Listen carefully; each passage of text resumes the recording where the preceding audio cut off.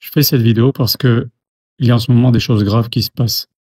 Il y a beaucoup de gens qui se font passer pour des grands tzadikim. Ça date pas d'aujourd'hui, ça a toujours été, depuis Shabbatai Zvi. Alors lui, il a fait pire, il s'est fait passer pour des faux Mashiach. Mais il y a aujourd'hui beaucoup de gens qui se font passer pour des tzadikim et qui vous font des offres tarifées, Shalom Bayit, une bracha tant, Shalom Bayit tant, je t'enlève ça tant. Mais c'est quoi ce délire? D'où il sort d'abord? Regardez, Rav Yaakov Hillel, qui est un très très grand Talmid Chacham, très grand tzaddik, il a écrit un livre il y a une vingtaine d'années qui s'appelle La foi, la folie et la Kabbale. Et dans ce livre, il donne un truc extraordinaire et très facile pour reconnaître les vrais rabbanim et les gens qui sont parachutés et dont il faut se méfier.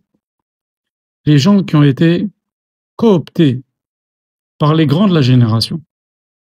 Eh ben, vous pouvez avoir confiance. Bien sûr, il faut voir qu'ils se conduisent toujours bien, etc. Mais en règle générale, les gens qui ont été acceptés par les grands rabbanim de la génération, ils sont reconnus, appréciés par les grands rabbanim de la génération, ça va. Mais les gens qui ont été appréciés, reconnus, et dont le nom est monté parce qu'ils ont été acceptés par le public, non pas par les grands rabbanim de la génération, mais par le public, alors là, il faut se méfier. C'est simple. Aussi une autre règle. Un rav qui n'a pas de rav, sauvez-vous. Bien sûr, si c'est un grand tzaddik, prenez Baba Saleh, on va pas lui demander s'il tient un rav. Vous comprenez? Ou Rav Yoshua Pinto, Rav Ovadia Yosef, on va pas leur demander s'ils ont un rav. C'est déjà des sommités. Mais ils ont eu un rav. Ils ont eu un rav toute leur vie. Rav Israël, il avait son rav. Rav Pinto, il avait son rav, etc. Baba Saleh aussi avait son rav, Rabbi Moshe Torgman, etc. Donc, ça aussi, ce sont des signes. Vous comprenez? Maintenant, on voit des gens, ils s'habillent comme des admorim. Ils n'ont pas de chassidim, mais ils s'habillent comme des admorim et qui veulent et qui vont payer et qui vous disent, le Rav en a déjà parlé, mais qui vous disent le prénom de toi et de cette jeune fille, ça va pas, n'achète pas cette maison parce que le numéro il est pas bien ou je ne sais quoi, des trucs de dingue. On a des trucs de dingue aujourd'hui. Des gens même qui déracinent les mitzvot.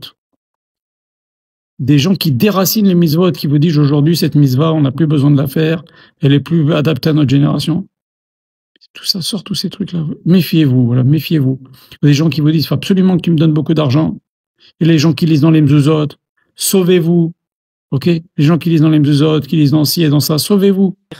כל האנשים שהולכים לכל מיני אנשים, תפתח לי בתהילים, בקפה, בדברים, זה דברים שאסור בכלל להאמין בהם, זה דברים שרחוקים מהאמונה, תמים תהיה עם השם אלוקיך, תמים תהיה, אדם צריך להיות תמים עם השם אלוקיו, אין כזה דבר, מה מזוזה אומרת, מה הקפה אומר, מה זה אומר, מה זה אומר, זה דברים של תמימות, אדם צריך להיות עם הקדוש ברוך הוא בתמימות, אסור לאדם להגיד, תפתח לי מה יצא, מה קרה, אין לנו את האמונות האלה. Il y a eu un grand tzaddik qui s'appelait Rabbi Moshe Ben Tov. Lui, il a eu un papier de Baba Saleh, on pouvait aller chez lui, mais c'est fini. Après lui, c'est fini. FINI. Il n'y a pas d'exception. Voilà. Les gens qui vous écrivent des caméas, le dernier qui a écrit des caméas et qui savait écrire des caméas, c'est Rav Kadouri. C'est fini les caméas aussi. Les caméas, c'est les parchemins que les personnes écrivent avec des noms saints, etc. On fait plus de problèmes qu'on arrange. Il faut vraiment faire attention à ça. Il y a des gens qui, maintenant, ils se sont... on les a dévoilés que c'était des charlatans en Israël. Alors qu'est-ce qu'ils font? Ils vont vivre dans d'autres pays. Là-bas, ils arrivent avec un super costume d'admour et de machin, de tenue, machin. Ils impressionnent. Les gens, d'ailleurs, ça impressionne que les gens qui sont pas des Talmidei Chacham, les gens Bnei Torah, ils voient tout de suite qu'il y a des choses qui vont pas. Vous comprenez? Et donc, avec les gens qui sont tmimim, qui veulent avancer, mais qui sont mal tombés, eh ben, ils font ce qu'ils veulent, ils leur prennent de l'argent, ils font pour leur propre intérêt. Je peux pas donner de détails, mais alors sans parler de ceux qui vous disent je vois le Mashiach, je suis le Mashiach, il est là, je le vois, il m'a parlé, il va se dévoiler dans 5 minutes. Faut faire très attention à cela, très attention à cela. C'est simple. Un Rav, un Talmid Chacham, un tzaddik, il doit avoir l'Europe de son temps consacré à l'étude de la Torah, ok? Un Rav qui est toute la journée occupés, qui baignent dans la Torah. Nous pensons qu'un Rav, il doit passer l'écrasante majorité de sa journée dans l'étude.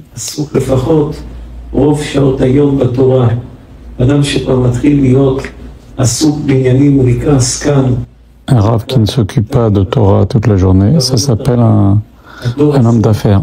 Un Rav qui s'occupe de ci, de ça, et pas d'études et de diffusion de la Torah, il ne peut pas parler au nom de la Torah. Pire que tout, parce que ça n'était pas comme ça jusqu'à maintenant, à ce point-là. Et ça, c'est pire que tout. Quand on a une génération où on a appris, on a su ce qu'il fallait faire, où il y a eu des rabbanim, et on laisse tomber ça, alors c'est pire que tout. Il y a des gens qui,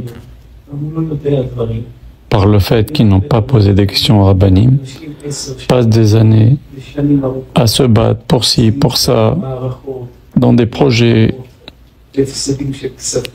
qui aboutissent à beaucoup d'années perdues, qui auraient pu être évitées, et d'énergie perdue, qui auraient pu être évitées s'ils avaient questionné des vrais tzadikim et des vrais rabbanim.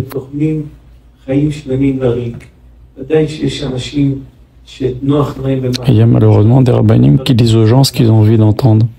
Ça leur remonte le moral, ça leur donne de l'espoir. C'est pas la Torah. J'ai entendu des choses ahurissantes.